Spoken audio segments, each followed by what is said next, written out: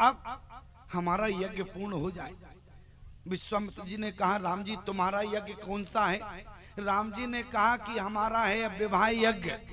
विश्वामित्र जी ने कहा अभी एक यज्ञ पूर्ण हुआ है, लोग कहेंगे यज्ञ के बाद पुनः यज्ञ।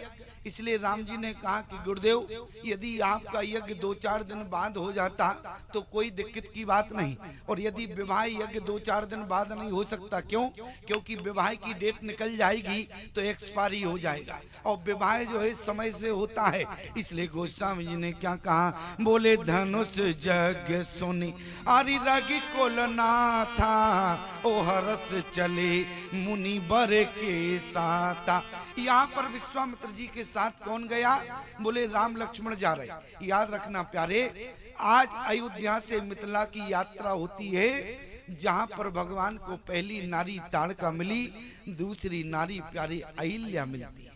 और अहिल्या के आश्रम को जिस समय देखा तो राम जी ने तुरंत पूछा, बोले पूछा मुनि शिला प्रभु देखी। क्यों? अरे जिस आश्रम की तरफ कोई नहीं देखता है राघव, आज तुम उस आश्रम की तरफ देख रहे हो। राघवेंद्र ने कहा कि गुरुदेव जहां पर दुनिया देखना बंद कर देती है वहीं पर राम की दृष्टि शुरू होती है।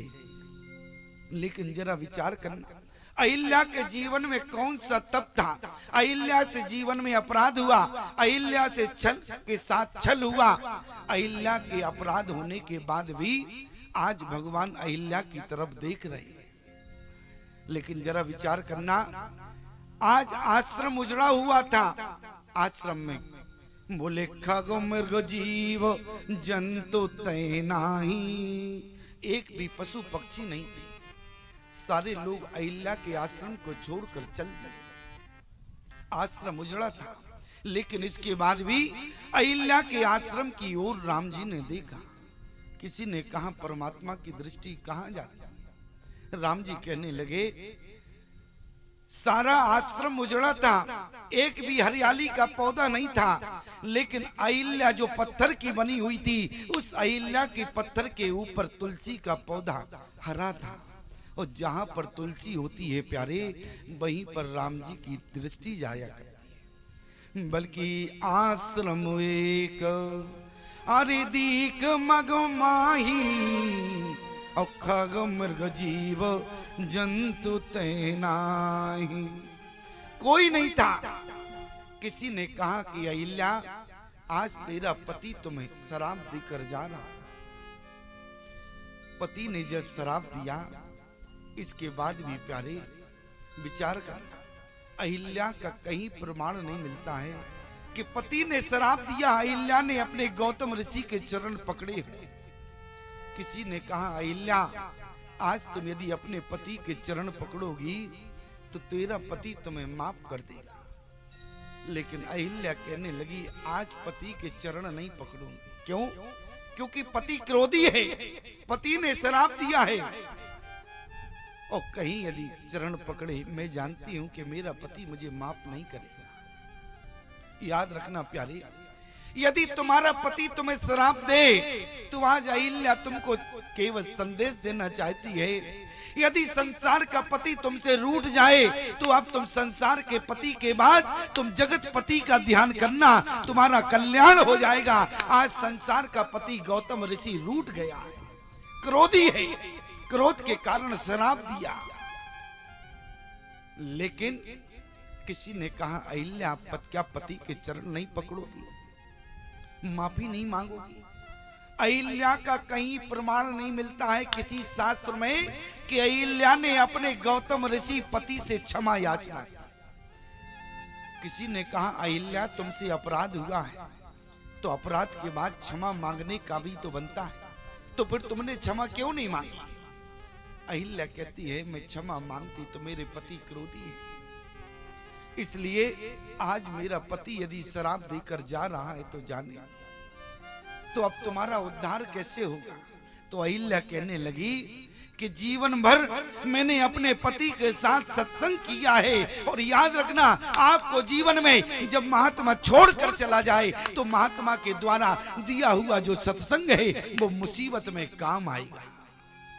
ईमानदारी से बताओ, आपका हमारा सानिध्य जितने दिन रहे और तुम हमारा जलवा देखकर हमारे साथ चलो, तो ये तुम्हारी मूर्खता है कि नहीं?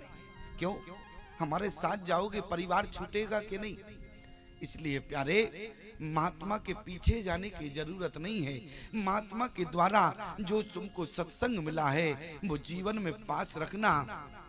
मुसीबत के समय वो सत्संग ही काम आएगा। आज पति शराब देकर जाने लगा, लेकिन अहिल्या ने क्या कहा? बोली संग सखा सब तज गए। जिन पशु पक्षियों को अहिल्या नित्य प्रतिदिन दाना डालती थी, आज वो पशु पक्षी, आज अहिल्या पर जब विपत्ति आई, वो पशु पक्षी भी अहिल्या को छोड़कर चले गए। किसी ने कहा कि पशु पक्षियों से अहिल्या तुमको रोज दाना डालती थी, आज तुम छोड़कर जा रहे हो। लेकिन उसी समय पशु पक्षियों ने कहा कि अहिल्या से अपराध हो गया, और हम सत्संगी पशु पक्षी हैं। तो सत्संग में हमने यही सुना है कि जहां अपराध हो जाए वो स्थान छोड़ देना चाहिए। लेकिन अहिल्या कहां जाती प्यारे? अहिल्या के जीवन में भी सत्संग काम आ। बोली संग सखा सब तज गए, अरे कोई न निवयो साथ, ओ को नानक इस विपद में ओ एक टेक रघुनाथ। आज रघुनाथ का ध्यान किया, और जैसे ही रघुनाथ का ध्यान किया, अब अहिल्या कहने लगी, माँ तुलसी अब तेरा ही सहारा है, क्योंकि जहाँ पर तुलसी होगी वहीं पर रघुनाथ का चरण आएगा।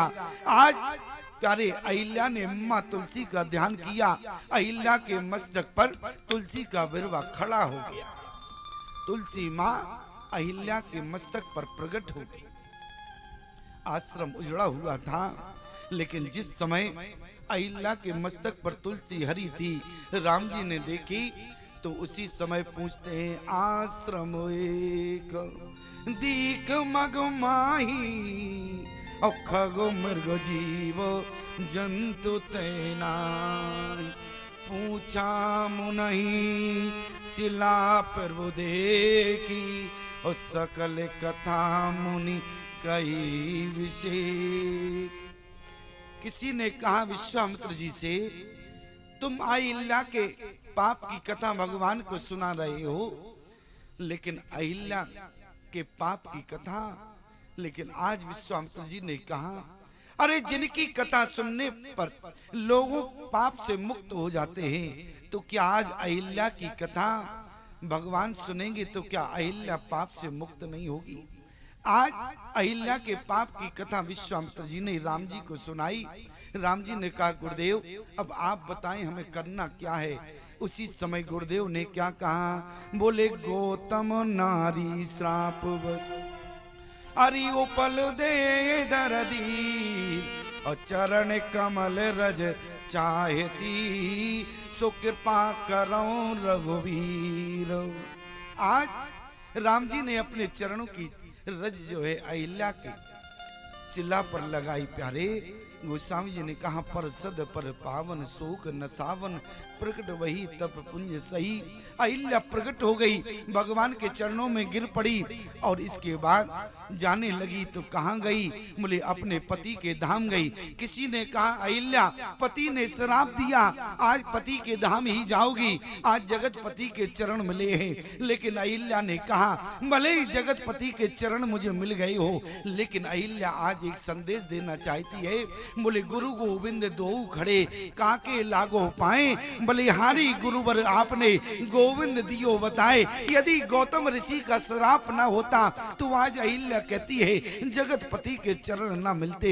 लेकिन यदि जगत पति के चरण जीवन से पुनः चले जाएंगे तो कहाँ मिलेंगे? लेकिन कम से कम गौतम ऋषि के चरण रहेंगे तो पुनः भगवान के चरण मिलेंगे। इसी आस्था के साथ आज अहिल्या अपने पति लोक को जाती है। प्यारे मैं आपसे निवेदन करूं कि जीवन में पाप कितना भी हो जाए, लेकिन जरा विचार करना, अहिल्या के जीवन में केवल थोड़ी देर के लिए बुद्धि खराब हुई तो जीवन कितने कल्प जो है पत्थर रहना पड़ा।